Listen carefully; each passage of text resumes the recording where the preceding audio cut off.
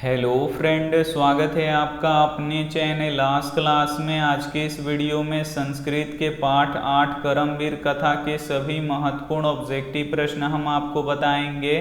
तो एक भी प्रश्न आप लोग इसकी मत कीजिएगा। वीडियो को प्लीज़ आप लोग शुरू से लेके अंत तक देखिएगा। और अभी तक आप हमारे व्हाट्सएप ग्रुप में नहीं जुड़े हैं तो ये हमारा व्हाट्सएप नंबर है 8789307304। इस पर आपको बोलना है कि सर हमें ग्रुप में जोड़ दीजिए, तो हम आपको ग्रुप में जोड़ देंगे। और चैनल को अभी तक आप सब्सक्राइब नहीं किए हैं तो चैनल को सब्सक्राइब कर लीजिएगा। और सब्सक्राइब करने के बाद एक बेल आइकन आता है तो बेल आइकन को दबा के ऑल पे कर लीजिएगा, ताकि जब भी लाइव क्लास हो तो आपके पास नोटिफिकेशन पहुंचता रहे। तो आइए शुरू करते हैं पहले नंबर प्रश्न से। तो पहला नंबर प्रश्न है कि करमवीर कौन है। काफ़ी महत्वपूर्ण प्रश्न है ये आपके बोर्ड परीक्षा के लिए, और ये प्रश्न आपके बोर्ड परीक्षा में बार बार पूछा जाता है। इसे आपको याद रखना है। यहाँ पे आपको बताना है कि करमवीर कौन है, तो करमवीर राम प्रवेश राम है। इसे आपको याद रखना है। यहाँ पे ए वाला ऑप्शन बिल्कुल ही सही हो जाएगा। आइए देखते हैं अगला प्रश्न। दो नंबर प्रश्न है कि करमवीर राम प्रवेश राम के परिवार में कुल कितने लोग थे। यहाँ पे आपको बताना है कि करमवीर राम प्रवेश राम के परिवार में कुल कितने लोग थे, तो कुल 4 लोग थे। इसे आपको याद रखना है। यहाँ पे ए वाला ऑप्शन बिल्कुल ही सही हो जाएगा। आइए देखते हैं अगला प्रश्न। 3 नंबर प्रश्न है कि राम प्रवेश के गांव का नाम क्या था। काफ़ी महत्वपूर्ण प्रश्न है ये आपके बोर्ड परीक्षा के लिए। यहाँ पे आपको बताना है कि राम प्रवेश के गांव का नाम क्या था, तो भिखनटोला था। इसे आपको याद रखना है। और ये भी प्रश्न बोर्ड परीक्षा में बार बार पूछा जाता है। आइए देखते हैं अगला प्रश्न। 4 नंबर प्रश्न है कि भिखनटोला गाँव किस राज्य में है। यहाँ पे आपको बताना है कि भिखनटोला गाँव किस राज्य में है, तो भिखनटोला गांव बिहार राज्य में है। इसे आपको याद रखना है। यहाँ पे ए वाला ऑप्शन बिल्कुल ही सही हो जाएगा। आइए देखते हैं अगला प्रश्न। 5 नंबर प्रश्न है कि गांव से कितनी दूरी पर सरकारी विद्यालय है। ये भी काफ़ी महत्वपूर्ण प्रश्न है। यहाँ पे आपको बताना है कि गांव से कितनी दूरी पर सरकारी विद्यालय है, तो 1 कोस की दूरी पर सरकारी विद्यालय है। तो यहाँ पे ए वाला ऑप्शन बिल्कुल ही सही हो जाएगा। आइए देखते हैं अगला प्रश्न। 6 नंबर प्रश्न है कि भिखनटोला गांव के निवासी कैसे थे। यहाँ पे आपको बताना है कि भिखनटोला गांव के निवासी कैसे थे, तो धन विहीन थे। उनके पास धन नहीं था, यानी पैसा नहीं था। और वे लोग शिक्षा विहीन थे, यानी उन लोगों के पास शिक्षा भी नहीं था। सी ऑप्शन है कठिनाई से जीवन यापन करने वाले। जो भिखनटोला के लोग थे उनके पास धन यानी पैसा भी नहीं था, शिक्षा भी नहीं था, और वे लोग कठिनाई से जीवन यापन करते थे, यानी इनमें से सभी थे। तो यहाँ पे डी वाला ऑप्शन बिल्कुल ही सही हो जाएगा। आइए देखते हैं अगला प्रश्न। 7 नंबर प्रश्न है कि लक्ष्मी किसे वर्ण करती हैं। यहाँ पे आपको बताना है कि लक्ष्मी किसे वर्ण करती हैं, तो लक्ष्मी उद्योगी पुरुष को वर्ण करती हैं। तो यहाँ पे ए वाला ऑप्शन बिल्कुल ही सही हो जाएगा। आइए देखते हैं अगला प्रश्न। 8 नंबर प्रश्न है कि राम प्रवेश ने स्नातक परीक्षा में कौन सा स्थान प्राप्त किया। काफ़ी महत्वपूर्ण प्रश्न है ये आपके बोर्ड परीक्षा के लिए। यहाँ पे आपको बताना है कि राम प्रवेश ने स्नातक परीक्षा में कौन सा स्थान प्राप्त किया, तो प्रथम स्थान प्राप्त किया। इसे आपको याद रखना है। यहाँ पे ए वाला ऑप्शन बिल्कुल ही सही हो जाएगा। आइए देखते हैं अगला प्रश्न।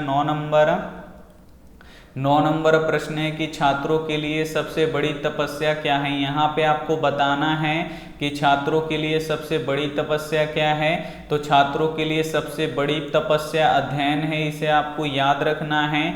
यहाँ पे ए वाला ऑप्शन बिल्कुल ही सही हो जाएगा। आइए देखते हैं अगला प्रश्न।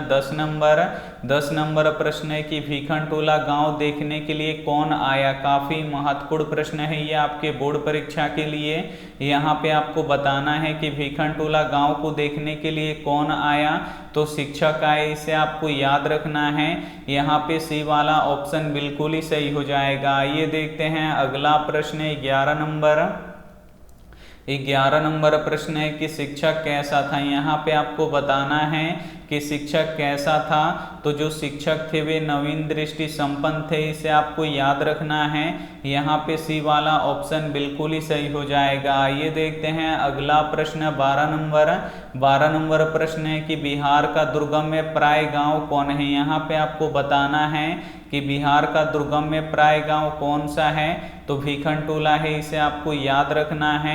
यहाँ पे डी वाला ऑप्शन बिल्कुल ही सही हो जाएगा। आइए देखते हैं अगला प्रश्न 13 नंबर प्रश्न है कि राम प्रवेश के पिता थे। यहाँ पे आपको बताना है कि राम प्रवेश के पिता कैसे थे, तो निर्धन थे, उनके पास धन नहीं था, इसे आपको याद रखना है। यहाँ पे बी वाला ऑप्शन बिल्कुल ही सही हो जाएगा। आइए देखते हैं अगला प्रश्न 14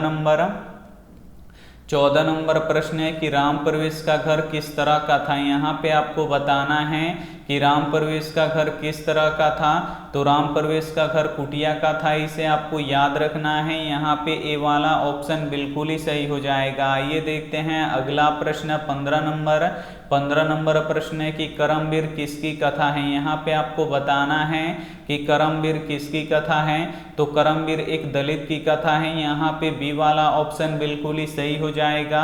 इस पाठ के सभी महत्वपूर्ण ऑब्जेक्टिव प्रश्न हम आपको बताएंगे, तो एक भी प्रश्न आप लोग इसकी मत कीजिएगा। वीडियो को प्लीज आप लोग शुरू से लेके अंत तक देखिएगा, और वीडियो को अभी तक आप लाइक नहीं किए तो प्लीज आप लोग वीडियो को लाइक भी कर दीजिएगा। आइए देखते हैं अगला प्रश्न 16 नंबर प्रश्न है कि भीखनटोला गांव में शिक्षक ने किसको देखा। यह काफी महत्वपूर्ण प्रश्न है। यहाँ पे आपको बताना है कि भीखनटोला गांव में शिक्षक ने किसको देखा, तो एक दलित बालक को देखा, इसे आपको याद रखना है।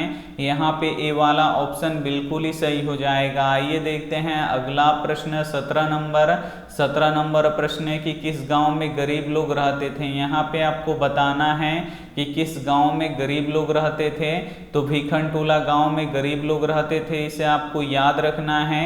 यहाँ पे डी वाला ऑप्शन बिल्कुल ही सही हो जाएगा। आइए देखते हैं अगला प्रश्न